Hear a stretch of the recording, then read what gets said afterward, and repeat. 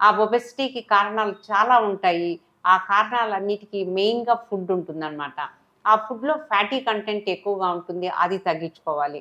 అన్నం పారేయటం ఎందుకు? తినేద్దాంలే. పనోళ్ళకి ఇవ్వటం ఎందుకు? తినేద్దాంలే. పాడైపోతుంది. ఖర్చు పెట్టుకుంటున్నాము, వండుకుంటున్నాము అని ఆలోచించకూడదు. మీకెంత క్వాంటిటీ కావాలో అంత క్వాంటిటీ కార్బోహైడ్రేటే తినాలి. అది వేస్ట్ అయిపోతుందని మాత్రం తినొద్దు. అది లోపలికి వెళ్ళిన తర్వాత అది ఫ్యాట్ కింద మారితే మీరు దాన్ని కరిగించుకోవటానికి ఎంతో అవస్థ పడాలి. కాబట్టి డైట్ ప్యాటర్న్ అనేది ప్రోటీన్ కంటెంట్ ఎక్కువ ఉండాలి. కార్బోహైడ్రేట్ తక్కువ ఉండాలి. ఫ్యాట్ నిల్ ఉంటే బెటరు. కొంచెం ఉన్నా కూడా ఏం కాదు. కానీ మోస్తరుగా ఉండాలి అన్నమాట. బ్యాలెన్స్‌డ్ డైట్ ఉండాలి. ఒక ఫ్రెష్ ఫ్రూట్ తినాలి. తియ్యగా ఉండే ఫ్రూట్స్ ఎప్పుడూ మనకి మంచి చేయవు. తియ్యగా లేని ఫ్రూట్స్ వరకే మనకి హెల్తీగా ఉంటాయన్నమాట. నిజం ఎప్పుడు చేదుగా ఉంటుంది. బావుండదు. అబద్ధం అనేది బావుంటుంది ఎవరికైనాను. అలానే తియ్యగా ఉండే ఫ్రూట్స్ ఎప్పుడు మీకు హెల్త్‌కి హానికరం చేస్తాయి.